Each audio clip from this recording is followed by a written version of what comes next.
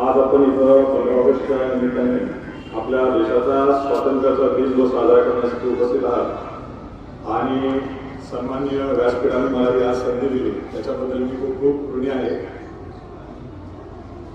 आज मी इथं प्रमुख पाहुणा नाही तर तुमचा एक मोठा भाऊ म्हणून इथं उभारलो आणि दोन शब्द तुमच्याशी मला भाषण करायचं नाही पण एक दोन शब्द बोलायचे।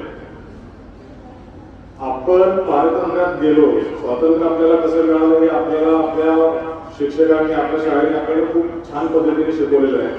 काय कारण होती, कसं आपल्याला स्वातंत्र्य मिळालं, किती आपले प्राणाची आहुती द्यायला लागली आणि त्यानंतर आपल्याला स्वातंत्र्य मिळालं। पण आपण पारतंत्र्यात का गेलो याचा अभ्यास आपण केला पाहिजे, जो प्रत्येकाने केला असेलच नाही असं नाहीये। आपला भारत देश हा जवळपास 450 ते 500 वर्ष गुलामगिरीमध्ये होता।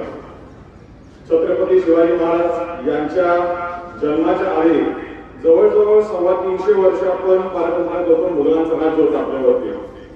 त्याच्यानंतर इंग्रजांनी राज्य केलं, मुघलांनी राज्य केलं। का केलं? आपापसात असलेले आपले मतभेद, वर्णभेद, जातीभेद, मी मोठा तू मोठा आपापसातली भांडणं याचा फायदा मुघलांनी घेतला, याचा फायदा इंग्रजांनी घेतला आणि आपल्यावर ते राज्य करू शकले।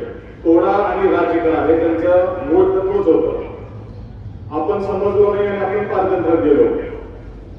पुन्हा आपल्या छत्रपती शिवाजी महाराजांचा जन्म झाला, जिजाऊंनी त्यांना खूप छान अशी माहिती गायडन्स देऊन त्यांना मोठं केलं आणि आपण परत स्वातंत्र्य मिळवलं। हट्टीपार झेंडा लावला छत्रपती शिवाजी महाराजांच्या पश्चात परत आपण आपला इतिहास हा परत मागे आला आपला। आपण ज्या चुका केल्या होत्या मुघल काळात त्या चुका आपण परत केल्या आणि परत आपला गैरफायदा घेऊन, आपला चांगुलपणाचा फायदा घेऊन इंग्रजांनी आपल्यावर परत राज्य केलं आणि 150 वर्ष केलं। हे राज्य, हे स्वातंत्र्य मिळवण्यासाठी बऱ्याचशा आपल्या लोकांनी प्राणाची आहुती दिली आणि मग आपल्याला स्वातंत्र्य मिळालं।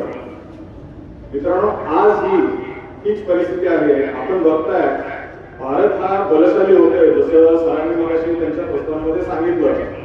भारत हा महासत्ता बनणार याच्यामध्ये काही दुमत नाही। कोणतीही ताकद आपल्याला आजच्या काळामध्ये रोखू शकत नाही।